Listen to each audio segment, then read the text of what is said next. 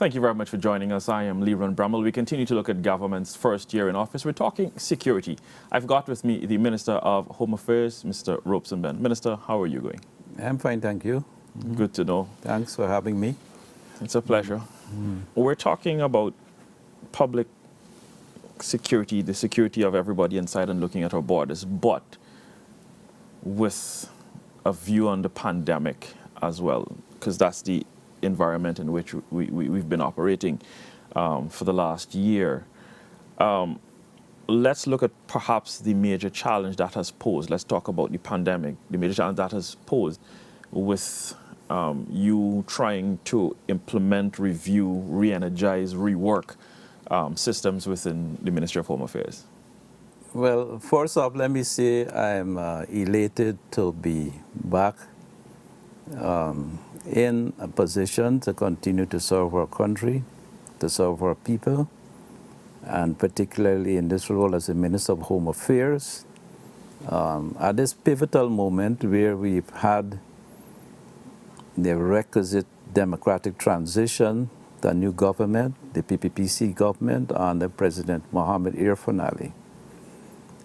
You're aware that we had a long struggle and difficult times and anxieties with respect to democratic change. And I think the question of democratic change underlines public security in Guyana. Because if we did not have a democratic change, personal security, livelihood, the integrity of our institutions, all that would have been at risk. And all that we would have gained and achieved over the years would have been lost. So I think the important thing is that we've been able to establish, on entering into government, a situation in which we have good working relationships with the agencies, particularly in my ministry. We have the cooperation of the various leaders in those agencies, and more specifically with the staffers in the agencies, with the recognition that there's a willingness, a will to move our country forward in the new circumstances, that it is very necessary in respect of how we move the country forward, how we develop our country. So that recognition and that acceptance of the change is perhaps the most critical aspect in relation to public security. That we look at. Let's talk about where you found the ministry when you came in. Well, I think we found the ministry and its agencies in a flux, in a situation in which there were anxieties about how we perhaps were perceived, concerns about how we would want to manage. I think we have largely dispelled those anxieties, rumor mongering, and false narratives with respect to what we are expected to do and were expected to do. I think we've shown clearly that we have moved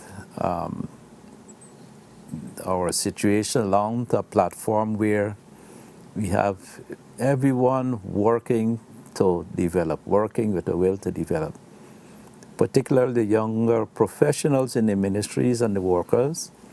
There has been a willingness to work to make the task we have at hand a professionally delivered one. And I think that's extremely important. I have to say, since you mentioned the pandemic, of course, which we can't avoid that conversation, is that we've inherited not only the challenges of fairly mismanaged and agencies and ministries, and we walked into the overall issue of the COVID pandemic, and latterly the overall question of flooding and other challenges in the country.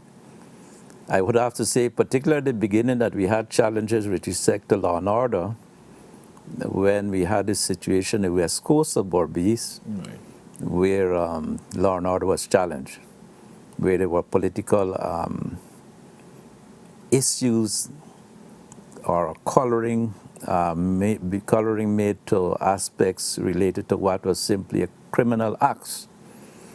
And we perhaps looked down the slippery slope of having a situation where Guyanese perhaps would have hurt each other again out of misunderstandings, out of misleading narrative with respect to what goes on, out of opportunistic representations or misrepresentations, in fact, as to what happened. But we have seen, based on investigations, that the right course of action was taken, that there was a lot of forbearance. Unfortunately, there was attacks on citizens and loss of property, and particular cases of loss of life, which is always regrettable. But at the end of the day, I think we've moved on dramatically from the situation at the beginning, when we had situations on the west coast of Berbice and where the law and order situation seemed precarious. Beyond that, the ministry and its agencies have been attending to issues of improvements. We've met a situation, bad generally, I would say, in relation to issues of crime, security risk exposures of persons, challenges in the prisons, challenges in the fire, challenges in respect of trafficking in persons, particularly related to Venezuelan migrants coming over into Guyana, and Haitians and Cubans coming into Guyana too. We have picked up the work, and I think along with the culture which we are trying to have pervading in the agencies and the ministries, of falling on a path of continuous improvement. We say 10-point iterative improvement plans, but continuous iterative improvement. And I think I am pleased, despite challenges and bumps along the way, that we are doing fairly well. We are doing fairly well. I know we've had a discussion unfolding recently about issues of crime and violence in the society. I have to say that the statistics speak for themselves. Serious crime in Guyana is down by 19+%. Serious crime in Guyana is down by 19% compared to year-to-date 2020. Traffic accidents and road deaths are down by 30%.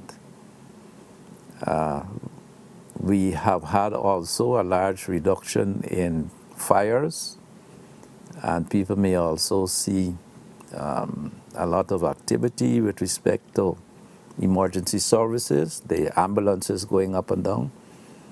They do 24 calls a day, going out to help, to rescue, to give medical attention to people in distress. And we have seen a large increase in the numbers of those responses compared to the previous year. So I think basically we're getting back to work. We are working the wheel, and we will see steady improvement, steady improvement. One of the largest issues we've had in respect of policing itself is the question of mobility of policing.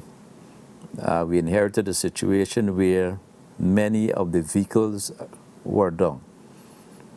We recognize a deficit of 50 patrol-type vehicles.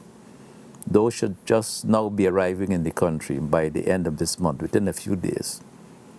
I would also say that we've just landed in the country 5 new fire tenders, which we've acquired to deal with situations in response to fires, and in terms of expanding the reach of the firefighting effect capability in the country. If I could come in right here around your fire service, talking about it. We've seen a few fires in recent times. Let's talk about the Sharon's Mall, above 2-3 stories. Is the fire service being equipped with the right type of equipment to fight fires above 2-3 stories Yes. in respect of that? Yes, I think that basically the equipment is there.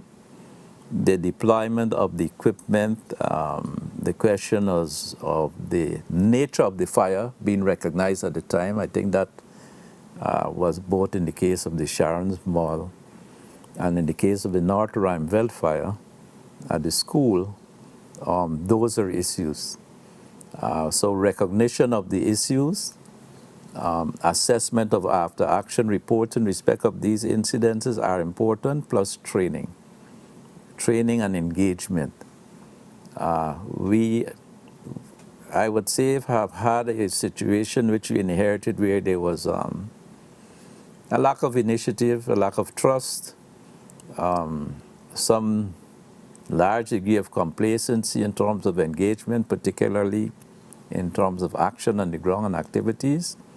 We are overcoming those issues, and we're making the requisite personnel and other changes to make sure we are at the right professional level in terms of being to properly engage in these issues.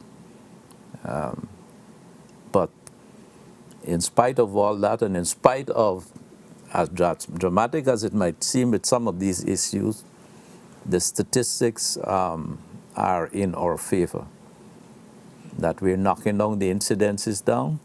Of course, there are issues which we still have in relation to the young and the restless and the drunken at weekends and other times on the roads. Some people trying to relieve themselves of the cabin fever in relation to being shut in and restricted related to the COVID pandemic regulations.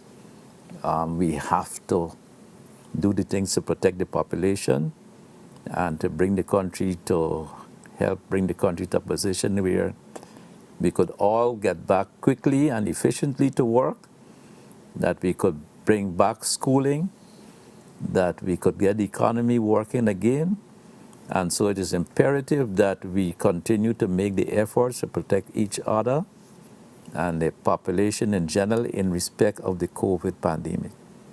I don't think it has been lost on anyone, the experiences of other countries. Trinidad is now having its difficulties in spite of being locked down for a long time. But the fact that we have vaccines now, that these vaccines are being rolled out in their various forms in their various areas. There is a great deal of vaccine hesitancy in some areas, some parts of the country, which is highly unfortunate. But right now, in terms of our frontline people, the policemen, the prisoners, the firemen, we are having vaccinations being done to make them safe and to make others safe as a result of that. So we'd like to make sure that people cooperate with this effort and to reduce any frictions people might seem to think ought to be as a result of trying to put in place the safety regulations and measures to make us all safe. While you speak extensively here about COVID and the measures being put in place, are you satisfied in terms of the enforcement side of it in trying to arrest the situation, if it were, and help people to understand that, hey, we're in the middle of a pandemic, but we've got to put our systems in place to ensure that everybody is safe at the end? Are you satisfied that we've done enough? There is mixed feelings about the questions of enforcement. Given our population spread, except for particular places which are always in default, enforcement is more a demonstrable thing. We simply could not get to all the places where you might need enforcement in respect of the COVID pandemic. One relies on the good sense of the citizenry, of business leaders and others, mature persons in the society, to follow the rules and the guidelines. And really, we do not want a situation where we go chasing after people all day and night in respect of COVID. and skirmishing with people who feel that they should carry on as per normal, as if things were as they were before the pandemic. We don't want friction with people. We want to be able to demonstrate and to take the requisite action according to the COVID task force regulations and requirements to bring things in order. Of course, there have been repeat offenders. There have been issues where people are acting up negatively when they're engaged in relation to the pandemic measures that are being taken for safety, and where some perhaps younger people feel they wouldn't die anyway if they get ill. But I could assure you that persons who get COVID are damaging their lungs, in their pulmonary system, in any event, whether they die or not, and that young people die too. So we need to take all measures to protect all levels and classes of persons in the society. We've been spending a lot of time talking about what's happening inside our borders. If we could spend some time talking about what are we doing to protect our borders, not only because of the pandemic, but we mentioned earlier trafficking in persons as well, and persons coming across the border, and drugs and guns coming and crossing the borders. Well, fundamentally, our land borders are closed, except for particular reasons, over land borders, humanitarian reasons, our Guyanese returning, with requisite documentation, the borders are closed. We, of course, have issues because if you fly out there and you go along the borders and the Reng, the Takatu, the Wenemu, the Cuyuni, and those places, the Upper Cuyuni, you would see how difficult the task is to effectively patrol the borders and to prevent people coming over. Of course, some of the people coming over may have Guyanese heritage, and we are aware, of course, of the degradation of the security situation in Venezuela on our western border, and the fact that there are some extra-state other actors on the border there who may be involved in criminal activities, drugs, trafficking in persons, gun running, and those things. We are working at putting and maintaining things in place to prevent those activities happening. It's a difficult task. There are also questions of integrity among some of our people out there, but we are working at this, and we are also working with some neighboring countries in relation to issues of particularly drug running, gun smuggling, and also the trafficking in persons. One of the big questions we've had, of course, is the issue related to narcotics trade. I think we have, for now, effectively closed down the avenues of moving narcotics through our country in terms of cocaine.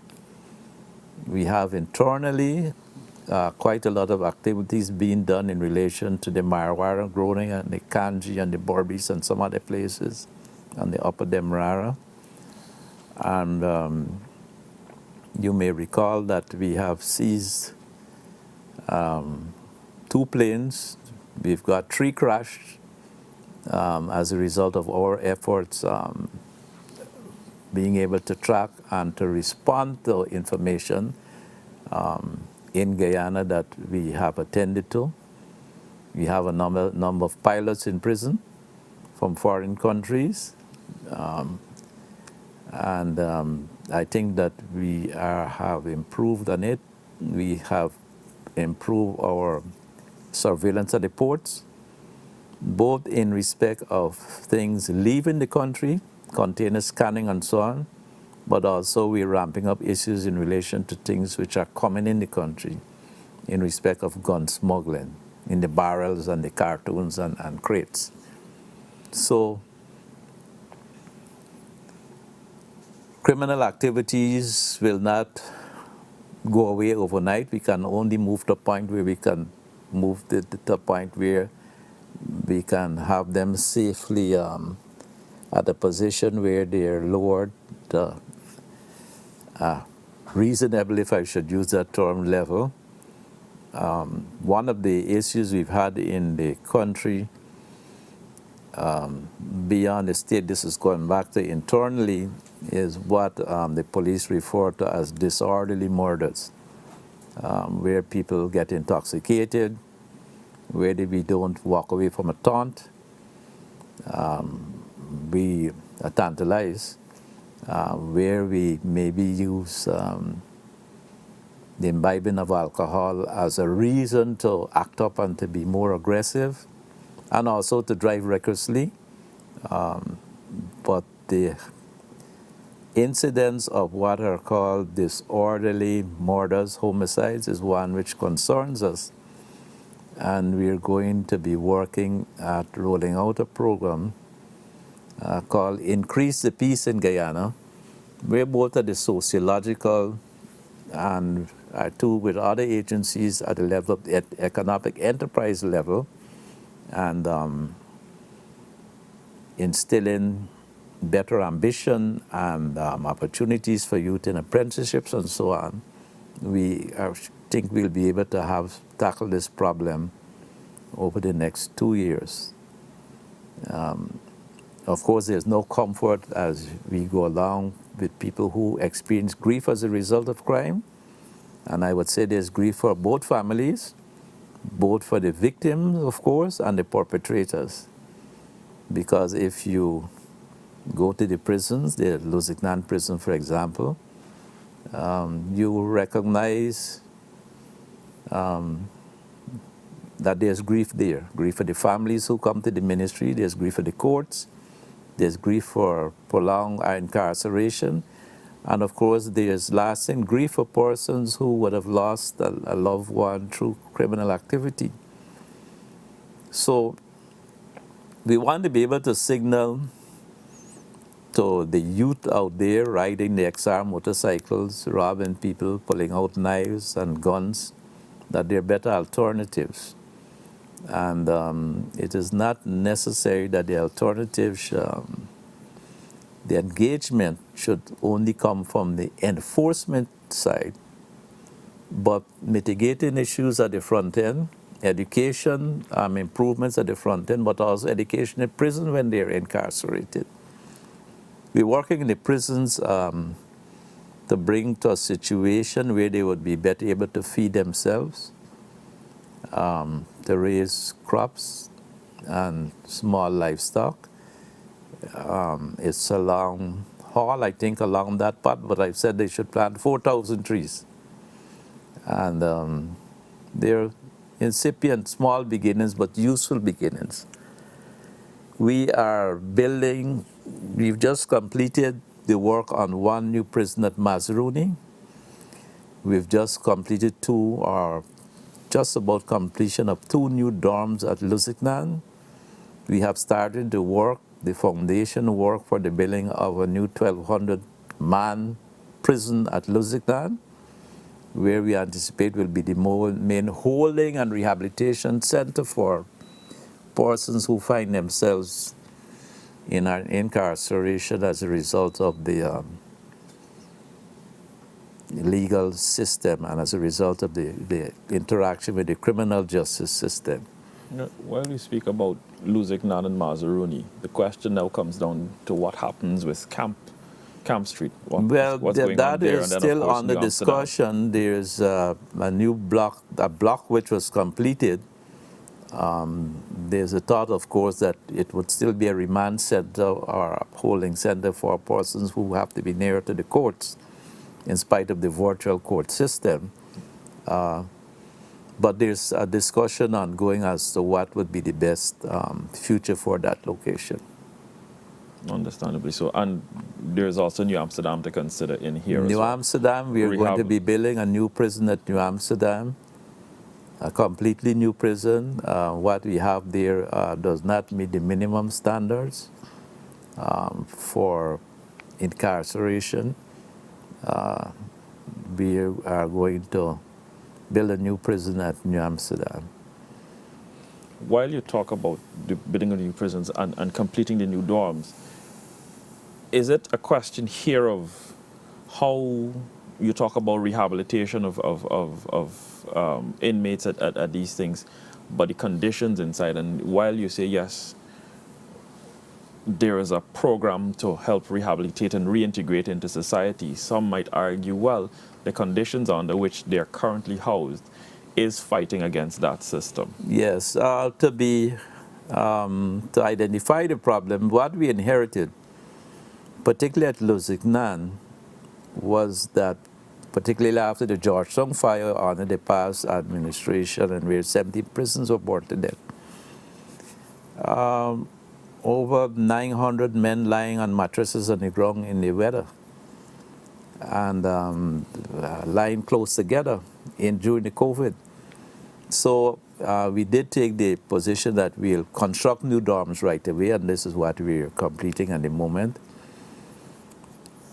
It is a responsibility that we have to rehabilitate the prisons. While we've had the deficit of not being able to engage properly during the COVID period, which is still on with us, the architecture is in place to rehabilitate. The issue is being able to have a prison culture and a system which is less cruel, which is more empathetic, which focuses on rehabilitation of the person, of returning that person to society as a changed and better person who could reintegrate to her family and reintegrate into the society and into useful, gainful work. That is what we have to achieve. That is our responsibility. You may know that there was a visitation of the 𝐎𝐍𝐄 prison under the UN Decade of Africans in the diaspora, I think, if I'm not correct. And they condemned the 𝐎𝐍𝐄 prison, condemned it out of hand. But we are changing that now, and within 18 months we should see a new prison there, completely new prison, at optimized, reasonable expenditure, with the facilities in place to rehabilitate the prisoners, and with the means and engagement so that they could engage with their families and develop themselves towards useful reintroduction into society. Minister, we've spoken a lot, but in terms of what we're doing here, we haven't spoken about the necessary equipment needed to help, especially in the area of law enforcement. You spoke about the 50 patrol vehicles coming in, but in terms of securing the borders, more equipment coming in, more vehicles coming in for the army, for the police, and then of course being just outside our borders in the waters. Are we looking at equipment? Yeah, well, you may know that the Defense Board, and under the aegis of His Excellency Irfan Ali, the Commander-in-Chief of the Army, new equipment has been identified for the Army, for the Coast Guard, and new air assets are also being looked at. I think we had a new 412 helicopter brought in, which is providing tremendous work and effort. That work will continue.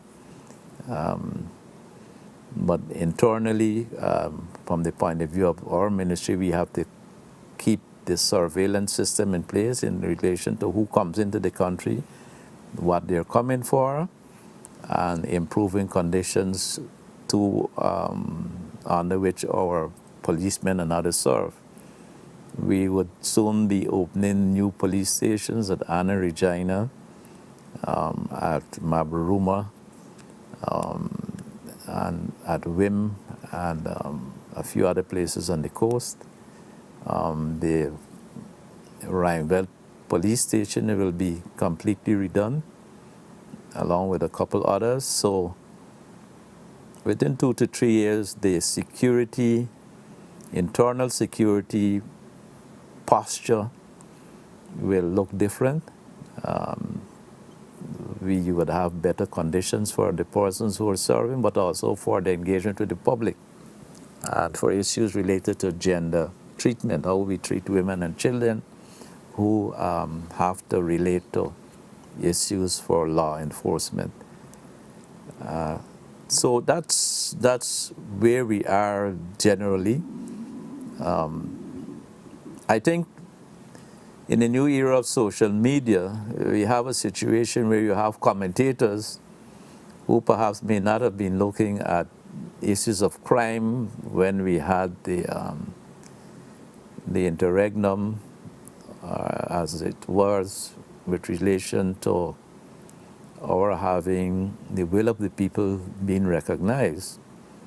So people are now more able to pay attention to criminal activities or issues, which they may not have been able to pay attention to when we had those maybe larger, of course, larger issues. So we don't mind the critique and the criticism. It gives us the opportunity to look at ourselves. We are aware of the deficits we have in some areas with the integrity of the police, also the prison officers. And we are working at those questions in terms of improving integrity in the policing. We have a security sector reform project, which was started indeed under Minister Rohi with the British. Now that we are back, we are taking a particular approach to this so that we have direct engagement both at the level of the offices, the officers, and on the ground in relation to how we work with each other and with other countries in relation to doing policing. And we have said that we would like people to record, both visually and by audio, engagements between the public and the police. And we are going to be installing in the police stations cameras so that engagement is recorded. And we want to bring along ourselves to the position where people don't feel the need to fight and scuffle with the police on the road, in spite of what they may feel. That whatever the issue is, we can go quietly to the police station, call our lawyer, and have the matter sorted out there, but all recorded. And of course, we are bringing in for the police body cameras and other means of recording their engagement with the public. I think in spite of some seemingly hair-raising things we've seen on social media, that it has seen some improvement. It's seen some improvement, but there's still a fair ways to go in respect of this issue. Minister Benn, thank you very much for chatting with us. It's been a pleasure having you here. We don't get you often to chat, so well, thank you. So I do enjoy it. I thank you for the privilege of being here with us, and best wishes going forward. Well, thank you so much for having me. We were chatting with Minister of Home Affairs Robeson Benn, continuing to look at government's first year in office. I am Leron Brummel. Have a good one, and remember to be safe.